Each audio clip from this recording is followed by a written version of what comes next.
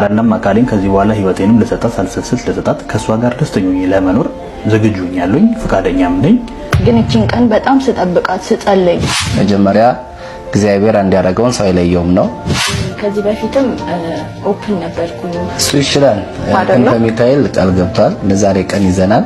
ከዛ በፊት ከጥላችን በፊት እንደነበር ነው ሰላም ፍቅር ሆነን ከዛ በላይ ሰላም ውድ የኪሩ ክሊፕስ ተከታታዮች እንዴት አላችሁ? እንደምን ከረማችሁ? እንግዲህ በዚህ ሳምንት ያው መልካም ነገሮችን ሰምተናል። ያው ከንስሐ አባት የሚጠበቁ ነገሮችን እያየን ነው ማለት ነው። ያው ብዙ ጊዜ በሚዲያ እንግዲህ በትዳር ውስጥ ያሉ ሰዎች ተፋተናል የሚሉ ሰዎች ያው በዛው በተጣልተው ቀሩ ይባላልና ዛሬ ግን የሩሃማንና የሀብታሙን ያው እንግዲህ አንድ የንስሐ አባታቸው ለዚህ አብቅተዋቸዋል ማለት ነውና በጣም ደስ የሚል ነገር ነው። እስቲ ከዛ በፊት የነበረውን ታሪክም ወይም ደግሞ እንደ ዜና የቀረበ ነገር አለ፣ እሱ እንከታተልና እንመለሳለን።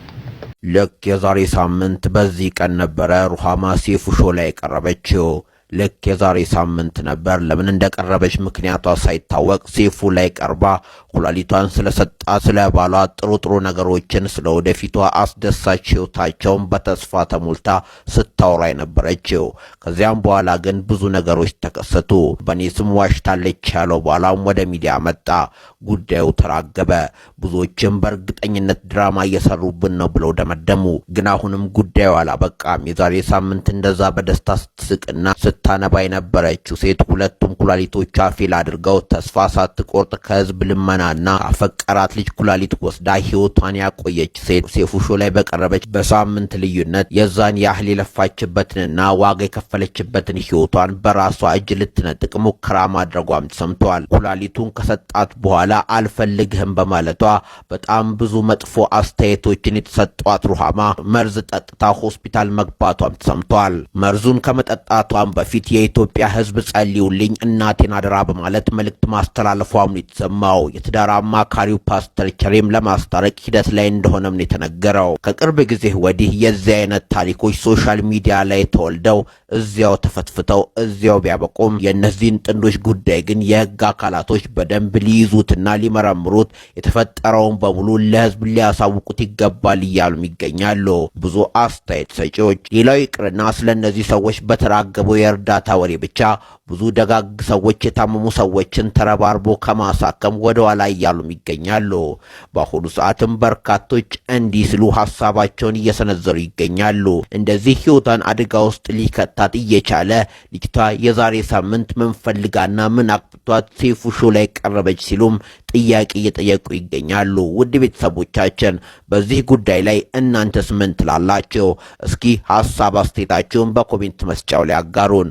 መርዝ ጠጥታ ሆስፒታል የገባችው ሩሃማም በመቅረዝ ሆስፒታል ተኝታ ህክምናዋን እየተከታተለች እንዳለችና በአሁኑ ሰዓትም በጥሩ ጤንነት ላይ ትገኛለች ሲሉም ቤተሰቦቿ መልእክት አስተላልፈዋል። ስለተፈጠረው ነገርም ሁሉም የኢትዮጵያ ህዝብ ይቅር ያደርግላት ሲሉም ቤተሰቦቿ በሷ ስም እየተማጸኑም ይገኛሉ። ውድ አድማጭ ተመልካቾቻችን እኛም ለዛሬ ያዝንላችሁም በዚሁ አበቃን። በቀጣይ በሌሎች ያልተሰሙ አዳዲስ መሰናዶች እስከምንገናኝ ቸር ቆዩልን።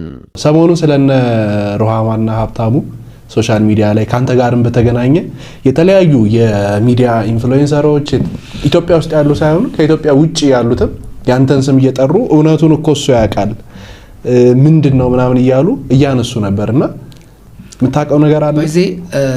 ይሄ ነገር ከባድ ነገር ነው። እኔ እንደ ቀላል መስሎ ነበር ወደ ሚዲያ እንዲመጣ ያረኩት።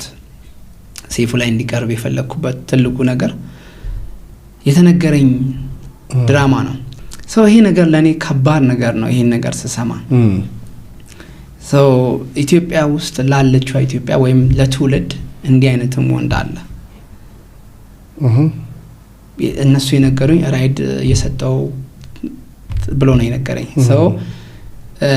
እሸቱ ላይ ወይም ሴፉ ላይ ቢቀርብ ትልቅ ሚዲያ ላይ ቢቀርብ ለትውልድ ይጠቅማል ብዬ እኔ ይሄን ነገር ቃል ገባው። ህንድ እነሱ ያሉ ኢትዮጵያ እንደመጣው እኔ አላሰብኩትም። ግን የሆነ ሰው አጠገብ ቁጭ ብለን ምናምን ለምንድነው ግን አንተ ይሄን ሁሉ እርዳታ እየሰራ ፍለፊት ሚዲያ ላይ ማትወጣው? ሰጣኔ ስትረስ እኮ ነው ሚዲያ። ብዙ ከኔ ጋር ዳታ የሚሰሩ ትላልቅ ጋዜጠኞች ናቸው። ከዛ ስትረስ ነው ለኔ። አይ እኔ ሚዲያ ላይ እኮ በቀረብ ቁጥር ብዙ ሰው ያወቀ ስትረስ ውስጥ ይከተኛል።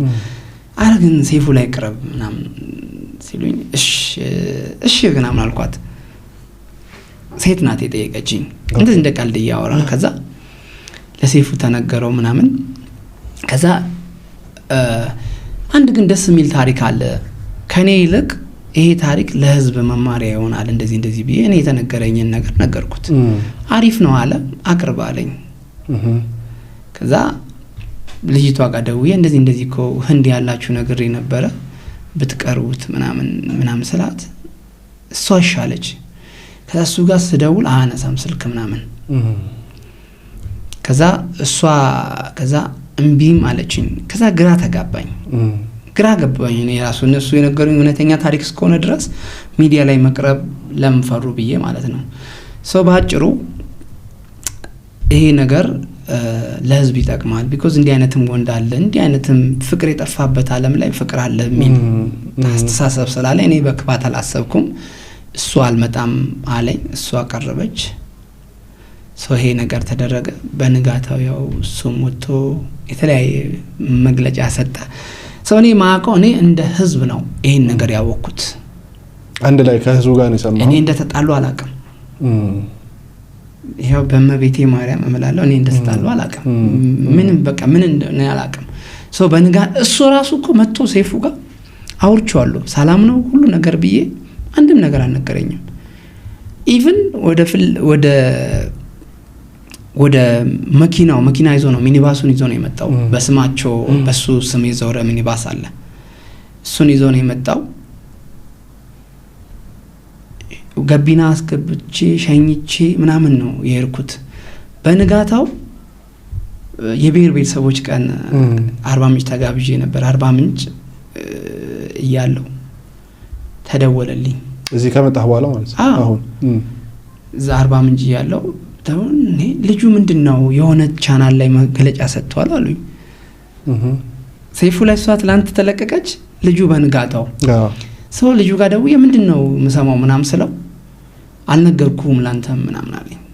ከዛ እሷ ጋር ደውዬ ምንድነው ምናምን ስላት ትንሽ ተጋጭተናል ትንሽ ግን ሚስተካከል ነው እኔ ይመለሳል ብዬ ነው አለች። ከዛ ሰው አሁን ሚዲያች እሱ ያቃል ምናምን የሚሉት ይሄ ነው። እኔም እንደ ማንኛውም ህዝብ ነው ያወቅኩት ይሄን ነገር እንደተጣሉ ምናምን ያወቅኩት እሱ ቪዲዮ ለቆ ነው። ሰው ደወልኩለት። ለምን ለኔ አልነገርከኝም? ለምን ሁለታችሁም እንደገና ከኔ ጋር ለምን አልነገራችሁኝም የሚለው ነገር ውስጥ ገባው። ከዛ ሶሻል ሚዲያ ላይ በጣም ጦዘ። እኔ ያልሰራ ቲክቶከር ያለ አይመስለኝም። ትላልቅ ለምሳሌ እኔ በጣም ኢትዮጵያ ውስጥ ሁላችንም አንድ ነገር ላይ ትኩረት ማድረግ ያለብን እንዲህ አይነት ነገር ሲከሰት ፎሎና ላይክ ወይም ቪው ስላለ ብቻ መስራት የለብንም። ልጅቷ ጋር እውነታ አለ ወይ? አንተ እኔ ለአንድ ሴት ኩላሊት ሰጠው ወድጄ እንበል ግን እሷን በጣም አቢዩዝ ባረጋት ወይም እንበልና ያ ማለት ደግሞ ሀብታሙ ያርጓታል ማለት አይደለም። እግዚአብሔር ነው የሚያውቀው። ዋናው ነገር ያው እግዚአብሔር ያውቃል። ሁለቱ ጋር ነው ዋናው ነገር ያለው። ግን እኔ በእኔ እንውሰድና ባሰቃያትስ እቺ ልጅ እኮ ሰው ናት። ገብቷል? የፈለገ ነገር ብታደርግ ከባድ ነገር ነው። ሰው እኔ ምለው ለኢትዮጵያ ሚዲያም ሆነ ለኢትዮጵያ ሕዝብ ሆነ ከሁለቱም ጎን ያለውን ነገር ሐሳብ ሳይሰሙ አንዱ ላይ እጅ መጠቆም በጣም ከባድ ነው። ለዛ ነው ብዙ ሰዎች እውነት እሱ ጋር አለ የሚሉት። ከዛ ሲቀጥል ደግሞ አንድ ቪዲዮ ልጅቷ ከዛ በኋላ መርጠታ ነበር ራሷን ልታጠፋ። ኦኬ ሶ ቴክስት ካረገቻቸው ውስጥ አንዱ እኔ ነኝ። እናቴን አደራ ብላ ቴክስት አርጋለህ ነበር? ቴክስት እናቴን አደራ ብላ አለች። ከዛ ሶ እዚህ ነገር ውስጥ እንድትገባ ያረኳት እኔ ነኝ። እቺን ልጅ ኢንተርቪው ቢደረግ ብዬ ዝም ተብሎ ቢቀርስ እዚህ ነገር እዚህ ስትረስ ውስጥ እዚህ ጭንቀት ውስጥ የከተትኳት እቺን ልጅ እኔ ነኝ። ሶ እዚህ መቀር ነው ካሳንቺስ ያለ የሆነ ሆስፒታል አለ መቅረዝ ከአዳማ ሪፈር ተጽፋ እዚህ መቅረዝ መጣች። ከዛ ድንገተኛ ክፍል ገባውና ከዛ ቪዲዮ እያረኩኝ ነው የገባሁት። ለኔ አታስብም አልኳት። እሷን ለኔ አታስብልኝም ወይ ያልኩት ለኔ አታስብልኝ ማለት እቺ ልጅ ራሷን ብታጠፋ ኖሮ እኔ የምሬ ነው በጣም ማለት ጭንቀት ውስጥ ነው የምገባው። ህይወቴ በጣም የሚሰቃቀል ነው የሚመስለው። ምክንያቱም እኔ ነኝ ሚዲያ ላይ እንድትቀርብ ያረኳት። ገብቶሃል አይደል? ሰው ለኔ አታስብልኝ ያልኩት ትላልቅ በጣም እናከብራቸው ትላልቅ ሚዲያዎች ከቴሲ ጋር ሪሌሽን አላት ምናምን ቴሲ በሌላ ነገር ምናምን ይወዳታል ምናምን እንዲህ አይነት ነገር በጣም እንትን ነው ለማህበረሰቡ የማይመጥን ነገር የሚያስተላልፉ ሚዲያዎች አሉ። ገብቷል? መጠንቀቅ አለበት። እኔ ለኔ አታስብልኝም ያልኩበት ምክንያት አንድና አንዱ ምንድነው መከራ አይተን በህብረት ሰርተን አሳክመናታል። ያን ሁሉ መከራ አልፋ መጣ እዚህ ደግሞ አይ ኖ ባይዜ ሶሻል ሚዲያውን በደንብ ታውቀዋለህ አንተ ከባድ ነው። ኤክስፒሪየንስ እቺ 23 24 አመቷ ነው። ኤክስፒሪየንስ የላትም የሶሻል ሚዲያ ሰው መቋቋም አቃታት። ባይዜ በጣም ሰው ቲክቶክ ከባድ ነው። ህዝብ ከተነሳ ደግሞ ህዝብ ነው እሷ ላይ የተነሳው። ሰው ህዝቡ የተነሳው ምንድነው ከአንደኛው ወገን ስለሰማ ነው። ከሷ ጎን ምን እንዳለ እስካሁን ህዝብ አያውቅም። ሁለቱ ቁጭ ብሎ የሚታረቁበትን ነገር ቢፈጠር ደስ ይለኛል። እኔ አይውሽ እነሱ ጋም ያለው እውነታ ወጥቶ ህዝቡንም ሁለቱ ይቅርታ ጠይቆ እሱም ይቅርታ ተጠያይቆ ያላቸውን ነገር ፈቶ ወልዶ ባይ በጣም ትልቅ ምኞቴ ነውና ይሄ ነው። ሌላ ነገር ምንም የለም። ያ ሁሉ ጊዜ ሶሻል ሚዲያ ላይ ስንመጣ የምናስተላልፋቸው መልእክቶች ምን ያህል ገንቢ ናቸው የሚለውንም ነገር እየተመለከትን ብንሄድ ምክንያቱም አንዳንድ ጊዜ ከአንድ ወገን ብቻ ያለውን ነው የምናየው እንጂ ከዛኛው በኩል ያለውን ነገር አንመለከትም። ያም ይመስለኛል እንደዚህ አይነት ነገር እንዲነሳ ያደረገ ያለውና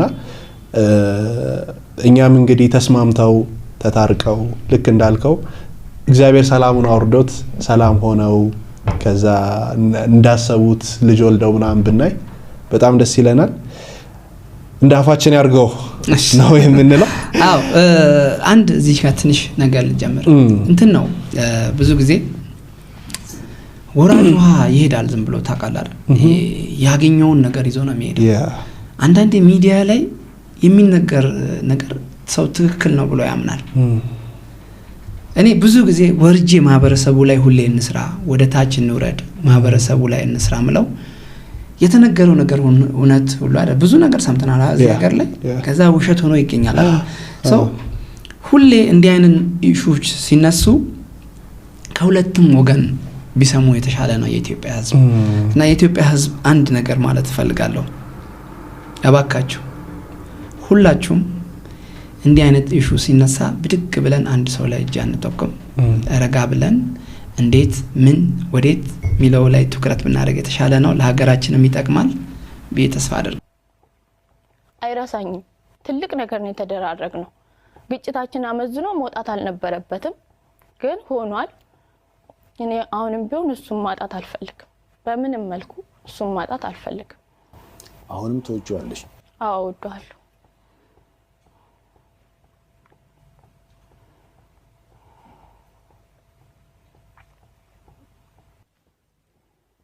ገርማ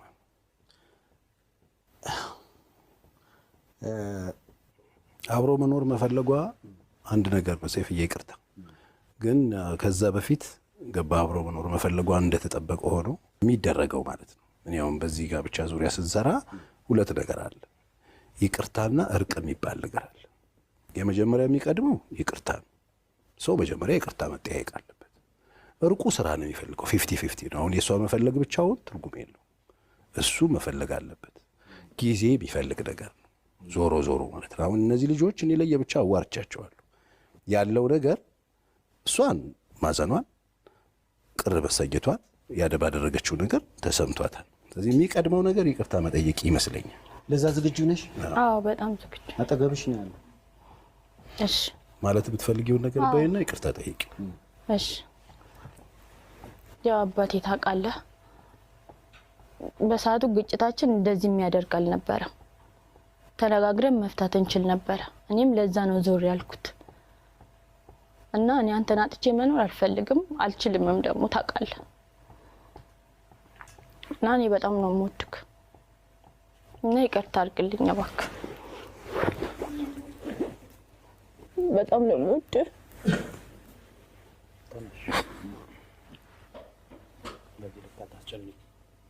ጥየሉቃ ነው ሰይፍ። አይ በቃ ትንሽ በቃ ይቅርታውን ተቀብለሃታል? ተቀብሎሻል። ይቅርታውን ተቀብሎሻል። ሩሃማ ተነሽ። ሩሃማ ተቀብሎሻል። ትንሽ በቃ አታስጨንቅ። ይቅርታውን መቼም በዚህ ምድር ላይ ከይቅርታ በላይ አለ ምን? አሁን እያለች ያለችው አስቀይም ያለው ለሆነው ነገር ሁሉ ይቅርታ እየተባልክ ነው። ያው ተነጋግረን በጸሎታችን ውስጥ ምን አለ?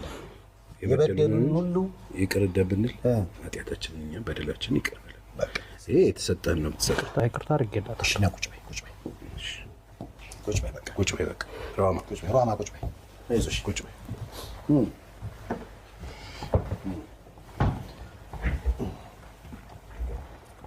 ለየብቻ አስታወራቸው